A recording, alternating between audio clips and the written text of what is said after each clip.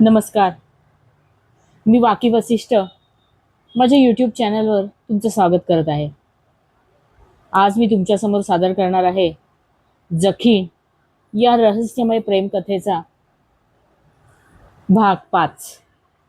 ऐकत रहा. जखीण. प्रवेश 3.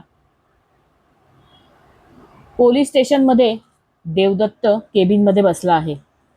राघव डॉक्टर महेशला बखोट धरून आणतो. डॉक्टर महेशच्या खांद्याला सॅक आहे. राघव: दादा, आय मीन सर, हा पहा खुनी सापडला. आईला भेटायला आला होता. परत पळून जायच्या बेतात होत्या. त्याच्या मुसक्या बांधून आणला इथे.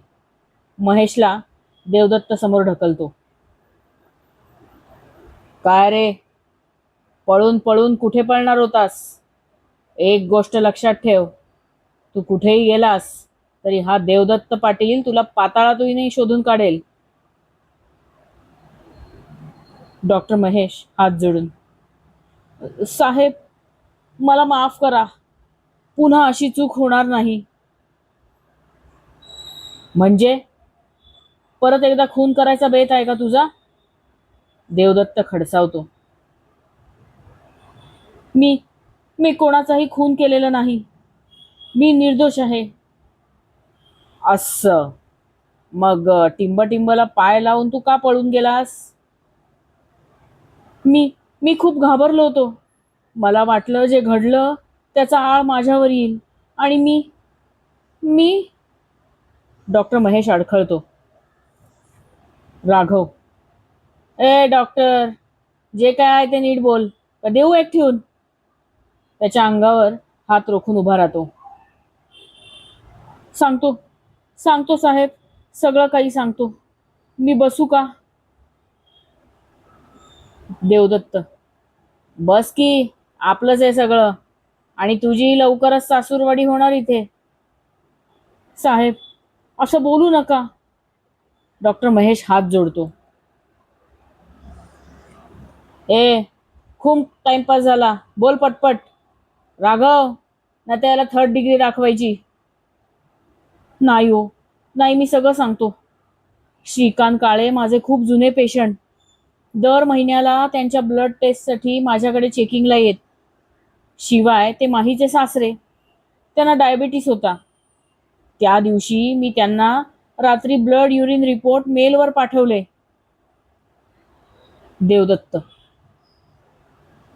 किती वाजता? रात्री 10 वाजता. रिपोर्ट बघितल्यावर त्यांचा मला फोन आला. त्यांना ते रिपोर्ट प्रिंट करून हवे होते, तेही अर्जंट. त्यांचा आवाज खूप दुःखी वाटला. त्यांनी सॅम्पल मला प्रोसेस करायला सांगितली होती. एरवी माझ्या लॅबमध्ये सॅम्पल माझे टेक्निशियन प्रोसेस करतात. मी चेक करून सही करतो. माही बिलिंग व प्रिंटिंग करते. श्रीकांतजींनी यावेळेस रिपोर्टबद्दल गुप्तता राखण्यास सांगितली. त्यामुळे प्रोसेसिंग, बिलिंग, प्रिंटिंग सर्व काही मी एकट्याने केलं.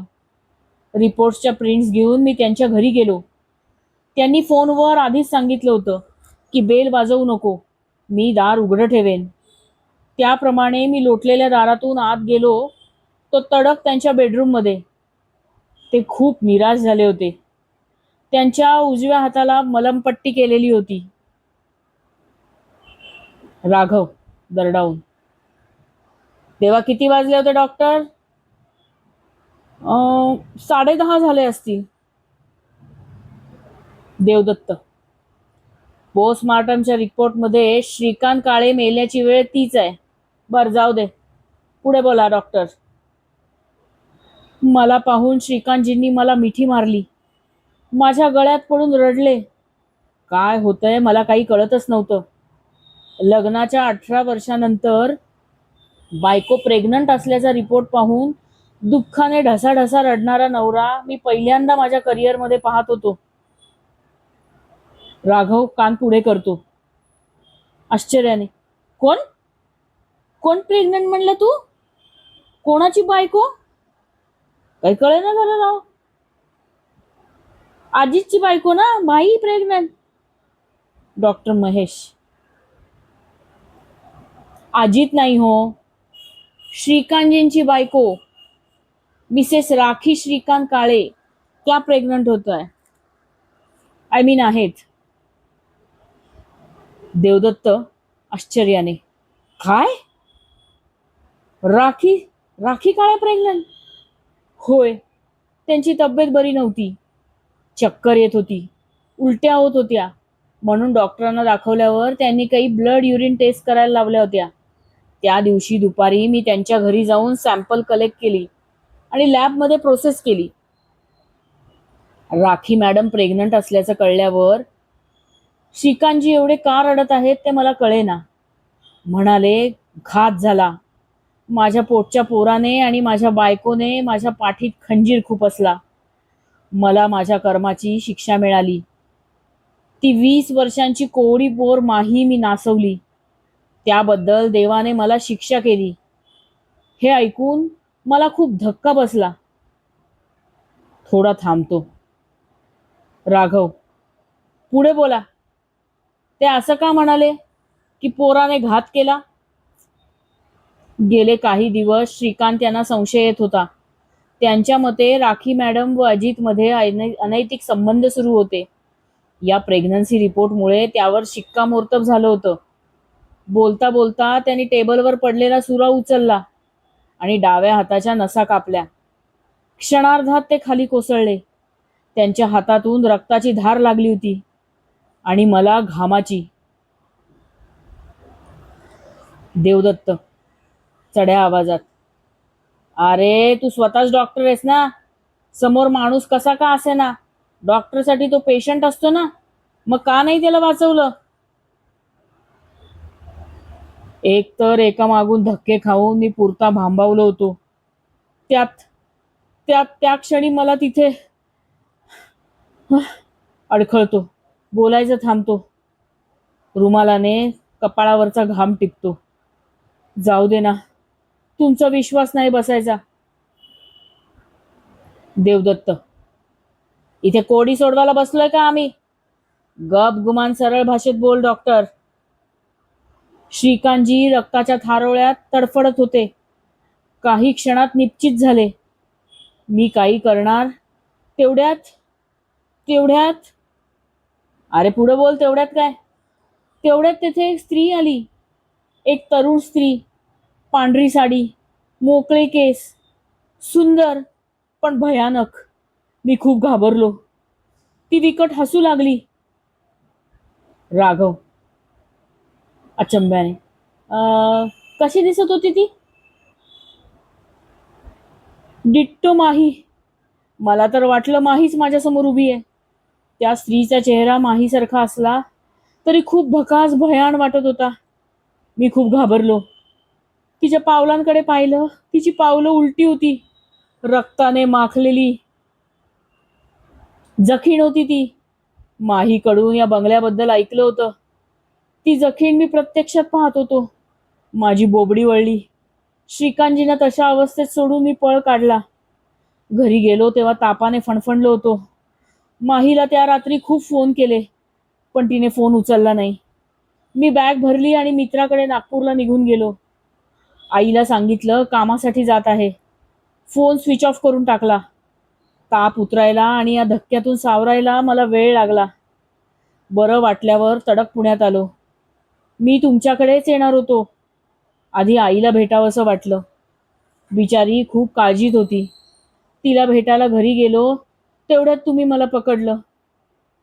राघव देवदत्तकडे पाहतो. सर, ऐकलं का? कळलं का आता माही कोण आहे ते? देवदत्त रागाने, कॉन्स्टेबल राघव, तपासाची दिशा भरकटवू नका. प्रत्येक ठिकाणी माहीला घुसडलंच पाहिजे का? देवदत्त, डॉक्टर, श्रीकांत काळे यांना दिलेले रिपोर्ट आहेत का आता तुमच्याकडे? हो हो आहेत ना. सॅकमध्ये हात घालून रिपोर्ट देवदत्ताच्या हातात देतो. येऊ मी साहेब? लॅबवर जायला हवं. माहीवर खूप ताण आला असेल. राघव, फार काळजी तुला माहीची? आम्हाला तुझी सगळी लव्ह स्टोरी कळली. एवढं प्रेम होतं तर लग्न करायचं होतं ना. अजूनही वेळ गेली नाही. आता तर तुम्हाला सगळं कळलंय. जा, घाला मागणी तिला लग्नाची. देवदत्त चिडतो. राघव, आता परत बोललास ना एक शब्द जरी तरी सस्पेंड करून टाकेन. डॉक्टर महेश, फार मोठी चूक झाली माझी. माहीला नाकारून मी पस्तावतो आहे. मला खूप पश्चाताप होतो आहे. मी त्या दिवशी तिच्यासाठी अंगठी घेतली. ती ऑफिसला आल्यावर तिला केबिनमध्ये बोलवली. तिच्या बोटात अंगठी घालणार एवढ्यात तिच्या गळ्यातलं मंगळसूत्र पाहिलं. मी नाही म्हणाल्याने तिने रागाच्या भरात अजितशी शुभमंगल उरकून टाकलं. मी अंगठी परत खिशात टाकली. अजूनही ती घेऊन फिरत असतो. पण आता काय उपयोग. देवदत्त, तुम्ही आईच्या पदरात लपून तिला नकार दिल्यावर ती अनाथ पोर दुसरं काय करणार. खरं आहे तुमचं. आई नाही म्हणाल्यावर मी तिच्याशी सारे संबंध तोडले. पण दुराव्याने मला तिची किंमत कळली. आमच्यातला अबोला मी फार दिवस सहन करू शकलो नाही. मी तिच्याशी गुपचूप लग्न करणार होतो. एकदा लग्न झाल्यावर आई काय करणार होती. मुकाट्याने तिला सून म्हणून स्वीकारलं असतं. पण उशीर झाला हो. एवढ्या लवकर माही लग्न करेल असं स्वप्नात सुद्धा वाटलं नव्हतं. एनिवेज, मी निघतो आता. उठून उभा राहतो. टेबलवरची सॅक खांद्याला लावतो. पडदा पडतो. दुसरा अंक समाप्त. अंक तिसरा, प्रवेश पहिला. पोलीस स्टेशनमध्ये देवदत्त खुर्चीवर बसला आहे. राघव आत येतो. सर, काळे फॅमिली आली आहे. सर्वांना नाही, आधी फक्त माहीला पाठव. राघव केबिनच्या दारापाशी जातो. माही मॅडम, साहेब बोलवत आहेत. माही आत येते. राघव तिच्या मागे मागे वाकून तिच्या पावलांकडे पाहत असतो. माहीला त्याचं काय चाललंय ते कळत नाही. ती देवदत्तकडे पाहून दोन्ही हातांनी हे काय चाललंय असं विचारते. देवदत्त, माही, तुझं सँडल काढ आणि राघव साहेबांच्या टाळक्यात हाण जोरात. आमच्या घराण्याची प्रथा आहे, लग्न ठरलं की धाकट्या धीराचं टाळकं शेकायचं. ए दादा, काय पण काय. अरे, मी तिची पावलं उलटी आहेत का बघत होतो. जखी नाही ती. Devdatt, shut up. राघव, गपरा. माही, आत्ता तुझं काही काम नाही. माझी आराम करायची खोली आहे, तिथे जाऊन बस मस्तपैकी. तुझ्यासाठी लिंबू सरबत पाठवतो. माही बाहेर जाते. काय राघव, दिसली का पावलं उलटी. आत्ता तरी उलटी नव्हती. काय माहीत कुठल्या वेळेला उलटी होतात. जोरात हसतो. लग्नात तू हिच्या बरोबर सप्तपदी चालणार. ती मागे आणि तू पुढे चालणार. त्यात तिचे पाय रक्ताने माखलेले. सक्त कधी कसली तुमची. रक्तपदी होणार, रक्तपदी. होऊ देत. मी पण तिच्या बरोबर उलटा चालेन. मग तर झालं. जास्त बोललास तर तुझी तप्तपदी करेन. अजित आणि राखी आत येतात. दोघे देवदत्त समोर बसतात. राघव उभा राहतो. देवदत्त, या या Mr and Mrs Ajit Kale, बसा. इन्स्पेक्टर, माझी आई आहे ती. Not Mrs Ajit. Mrs Shrikant म्हणा. वा, तुम्हाला तुमच्या नात्यांची फार कदर. खूप जपता तुम्ही तुमची नाती. देवदत्ताच्या स्वरात उपहास. मला एक कळत नाही. श्रीकांतजींच्या चिठ्ठीप्रमाणे तुम्ही बाप होणार तर मिसेस माही अजित काळे प्रेग्नंटच नाहीत. आणि प्रेग्नंट असलेल्या मिसेस राखी श्रीकांत काळे यांच्या नवऱ्याची नसबंदी झालेली. म्हणजे मी मंच नाही बोलते, हा पोस्टमॉर्टेम रिपोर्ट सांगतोय तसं. हे कसं काय घडलं मला जरा सांगाल का. अजित, हे पहा, ते आमचं पर्सनल मॅटर आहे. Family matter. त्याच्याशी तुम्हाला काय करायचंय? तुमचं पर्सनल गेलं खड्ड्यात. आता बरा बोलाने सगळं खरं सांगता का टाकू आत? तुम्ही आमच्यावर अशी जबरदस्ती करू शकत नाही इन्स्पेक्टर. राखी मॅडम, तुम्हाला एक सरळ साधा प्रश्न विचारतो. तुम्ही मॅजिक कशी काय केलीत? तुम्हाला लग्नानंतर 18 वर्षांनी दिवस गेले, तेही नसबंदी झालेल्या नवऱ्यापासून. जरा गुपित फोडा ना. अजित, हे खूप घाणेरडे प्रश्न विचारत. मला लाज वाटते. काहीतरी बुक कर बाबा. ओ सॉरी, लेडीज नाही का तुम्ही? ठीक आहे, तुम्हाला काय नाही विचारत, तुमच्या या लेकाला विचारतो. तर मग अजित, तुमच्या या दुसऱ्या आईने गुपचूप दुसरे बाबा शोधले का? कोण आहेत तुमचे दुसरे बाबा? विचारा की त्यांना. तुम्हाला काही माहिती आहे का? नाही, मला काही माहित नाही. ही बाई लफडेबाज आहे. हिच्या पोटात पोर आहे हे कळल्यावर तिच्या त्या बिना इंधनवाल्या बॉम्बने आत्महत्या केली. माझ्या पालकांबद्दल मला असं बोललेलं सहन होणार नाही. इन्स्पेक्टर, सांगून ठेवतो, मी तुमच्या वरिष्ठांकडे तुमची कंप्लेंट करेन. कर की.